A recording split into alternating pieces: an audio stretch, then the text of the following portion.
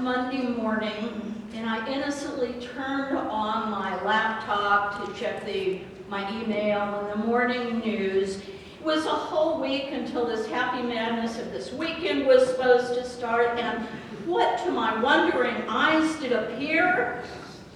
No miniature sleigh, no 8 tiny reindeer, if you know the old poem. Instead, ad after ad after ad for pre-Black Friday sales and Black Friday sales and flash sales and Super Sunday, in case you missed it today, Super Sunday sales and Cyber Monday sales, these full screen light sound advertisements from every company I've ever purchased from online, and about 73,000 more that I never had. And it was clear, Virginia, that it was Advent. Now, if you had a chance to read the newsletter this week, Pastor David in his article in the newsletter explained that when he and Beth and I met to talk about Advent preaching, and we were trying to decide what we wanted to preach on, we decided we wanted to talk about those traditional themes of peace and hope and joy and love that usually get preached on, or at least they show up in the candle lighting thing every Advent season. But what we decided we really wanted to do was talk about 2 things. One is, instead of just talking about those in sort of lovely, floaty, theological language that nobody really cares about, is talking as grounded in concrete ways as we could about how these things might happen here, what our lives here, 21st century Grand Junction, might look like if we had more peace or if we had more hope. And the second and equally interesting question each time is, do we really want those things for Christmas? If we're good church people, we come to church, we say, of course we want peace and hope and joy and love for Christmas. But do we really? Now, as David also pointed out in his article, if you ask a child what they really want for Christmas, little kids have no problem. You can ask any kid in this congregation or any child you talk to on the street, what do you really want for Christmas? And they have a list. And according to my internet resources this year, depending on their age, what they most want, and make notes if you haven't thought about this for children you're buying for, they want a Baby Shark official dancing doll. They want Frozen 2 dolls or clothing accessories, a Slammer Hammer slime collection, or either Call of Duty or Halo 5 Xbox games.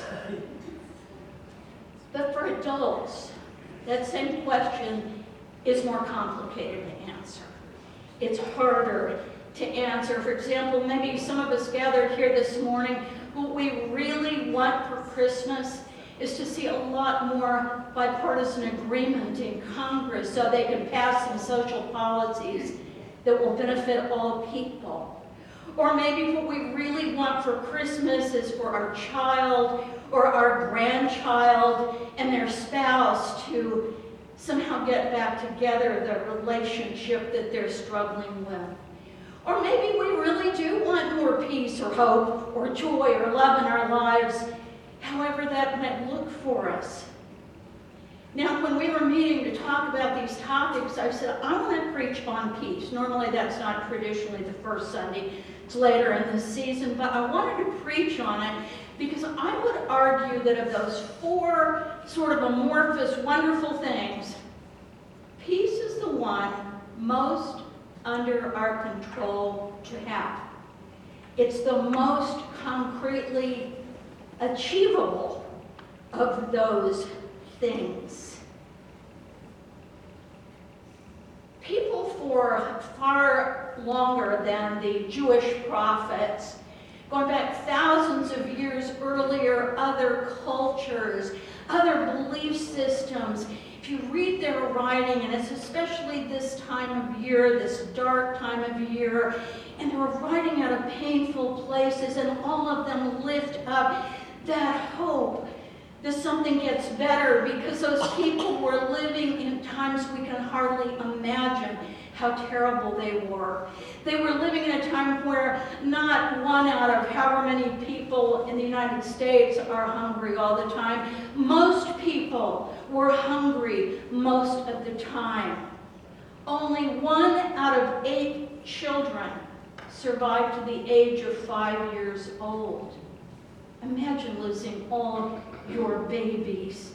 Times when the kind of exploitation and violence by powerful people against ordinary people like us is almost beyond our ability to imagine. And yet in every one of those horrible, dark times, there were minds that were yearning, and there were hearts that were hoping, and there were voices that were speaking, and we hear these amazing prophecies, promises that things can and will be better. Like that beautiful prophecy from Isaiah that Martha read part of this morning. It's celebrating that despite the darkness, utter darkness and despair that seemed to fill Isaiah's world, better times were coming. Light was coming. Peace was coming. There was coming a time when all people would be in right relationship with each other. Now, looking at some of your faces, I can see that at least a few of you think I've totally lost my mind, because given how bad times are right now, it's hard to imagine how there possibly could be better times coming, or how we could imagine our world right now, just as it is, being a more peaceful place. It's hard to imagine where Isaiah's vision of the peaceable kingdom, where the wolf and the lamb lie down together, where there is an end to anger. Imagine a world where there is no more anger.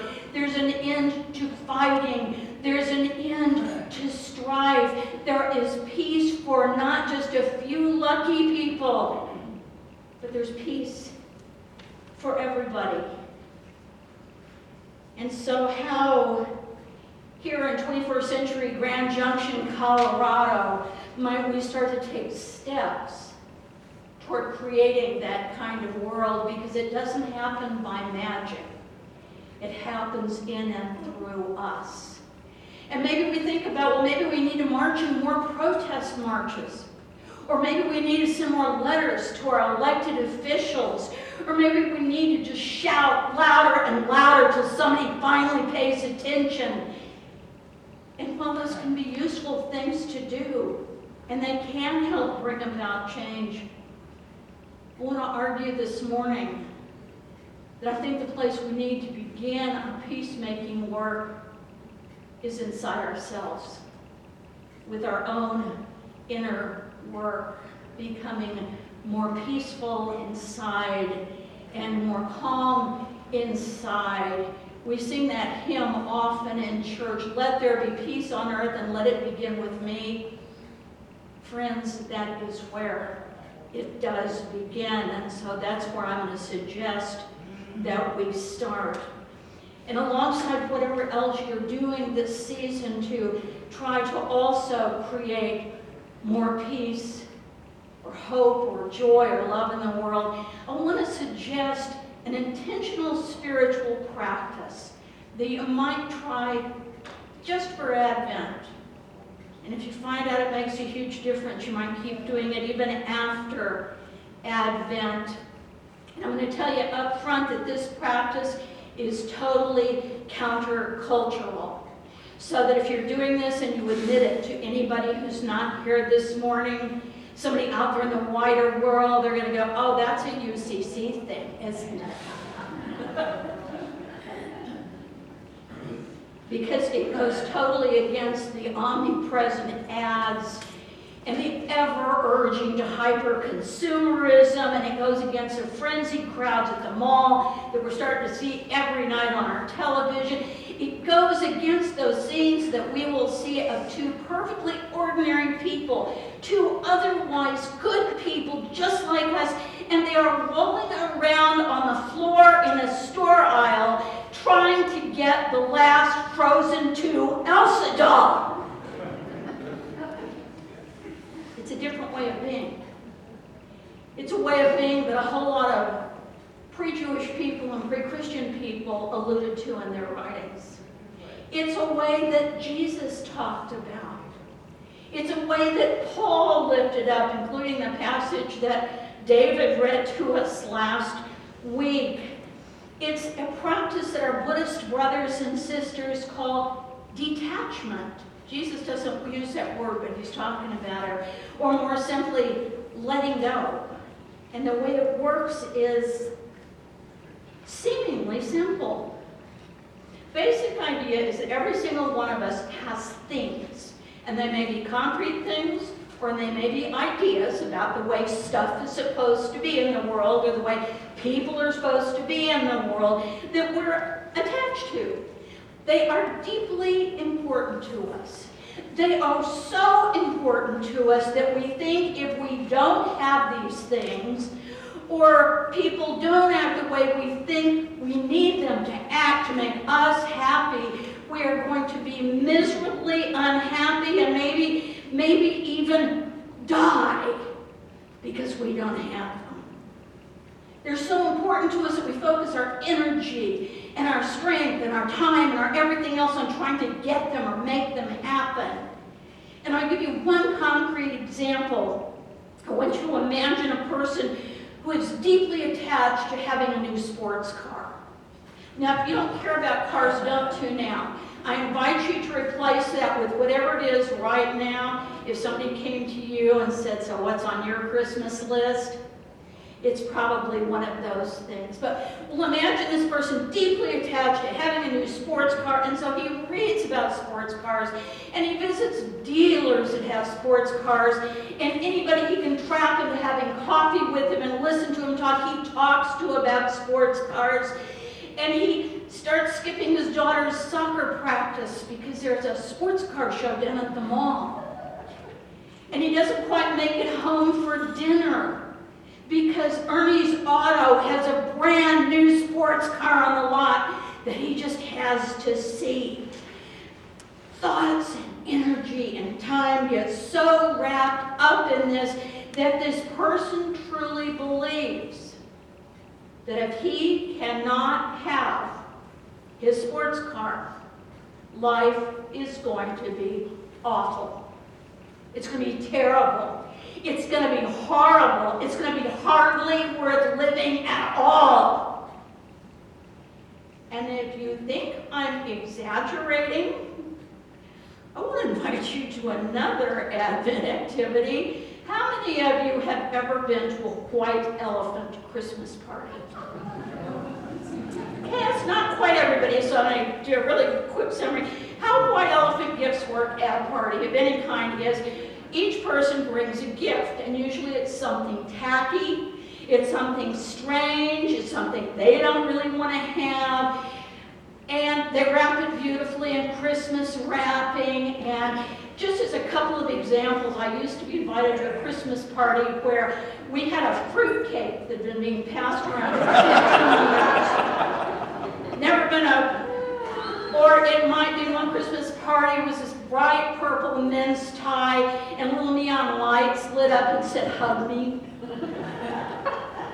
Or the best thing I ever found and took to one of these was a matching leash and collar for walking your pet dinosaur. Okay, the point is these are not beautiful things. These are not desirable things. These are not things you would ever in 100 million years go out and buy for yourself. And then what happens is everybody draws a number, and in order of the numbers, your choice is you can open an unopened present, so you don't know what's in there, or you can take a present that somebody else has already opened. And where it starts getting hilarious is when this person who early on opens this just unimaginably ugly scarf, or this person opens a leash and collar for walking your pet dinosaur, and the next person wants it. And then somebody else wants it, and I have seen people at these parties practice practically at each other's throats over these absolutely absurd gifts. Go try it. That is attachment at its most incredibly clear example. We get attached in a matter of seconds to something that seconds before we didn't even know existed. But if you really can't imagine yourself being that attached to things, I said the second thing that we also get attached to are ideas. Ideas about the way we think things should be in the world, or the way people should behave in the world in order for us to be happy. So, for example, if I don't get elected president of my bridge club or golf club or pickleball club, my life will be basically over. My life won't mean anything anymore. And I won't just be disappointed I didn't get elected. I'll stop playing bridge or golf or pickleball and I'll go do something else and I'll probably stop having any hobbies at all because I didn't get elected president. Or maybe it's your child. We're helping our great nephew right now get his applications ready for college. If my daughter does not get into MIT or Harvard or Yale or wherever it is that we think she should go, well, that's just the worst thing I can imagine. I mean, all of her hard work will be totally wasted. All of the sacrifices we've made on her behalf will be totally wasted. And we won't be just disappointed. We will withdraw any contributions we're making to the alumni fund, and in fact, we'll tell her to forget about college altogether and go do something else with her life. Most cogent this time of year are the ideas about celebrating the holidays. I absolutely have to have my house exquisitely decorated with a tree in every room and color coordination throughout, so that if anybody comes by during the holiday season, they will be so impressed at what an incredible decorator I am. Or I have to get exactly the right presents for everyone for Christmas. Or I have to have exactly the right outfit for Christmas, or exactly the right holiday menu. Tell me how many of you have never had one of those thoughts. Those are about attachment. And they're especially about attachment when we start spending our time and energy working so hard on this thing that we think we have to have. And if we don't get it, we think the very worst. We can't let ourselves be happy and enjoy the things that we do have. Friends, the good news is, if we really want peace for Christmas, we can actually have it. When we start getting wrapped up into the, I have to have a Frozen 2 doll, a new VCR, a new sports car, a new whatever it is in order to be happy, first step in this practice is notice. Notice what you're thinking. Anytime you get into a I have to or they should thinking, stop right there and go, okay, what is this about? And then think about what's underneath that I have to have this. I really, really want this or I can't be happy. And usually what's under that thought is a feeling. And often that feeling is a feeling of fear. I have to have the perfect menu for our Christmas dinner, because if I don't, I'm afraid people will think I'm a terrible cook, or they'll think I'm a terrible hostess, or they'll never want to come back again. I'm afraid if I don't get exactly the right presents for everybody in my family, they'll think I'm a bad mom, or a bad grandma, or a bad friend. They'll think I don't love them. We need to notice that. What is it we're letting ourselves be afraid of, and sometimes just stopping and noticing and slowing ourselves down puts us in a very different space, because when we are calmer and we are grounded and we're paying attention to what's going on in our heads and our hearts, we can realize rationally those people you invite for dinner don't care what you cook. They're just so glad to be there. They're not sitting there evaluating your culinary skills. The good news is if we really want peace for Christmas this year, we can have it. With one caveat and two important reminders. And the caveat is that getting peaceful is not a one and done kind of thing. We don't manage to get peaceful and then we're peaceful forever. Any of us who've ever done any intentional personal work know that we've kind of worked through our struggle with being peaceful about not having the right job or whatever it is, or not having the sports car. We got peaceful about that, but it doesn't just keep on being peaceful. We have to keep working at it. It's why I included what seemed like that really weird passage from Luke's gospel, because Jesus at the end of his life, having spent his whole life modeling and teaching and encouraging people to be in right relationship and to live peacefully together, he's standing on the hill above the city and he knows bad things are about to happen. He's going to be killed. And it'd be easier to say his life work has been a total waste.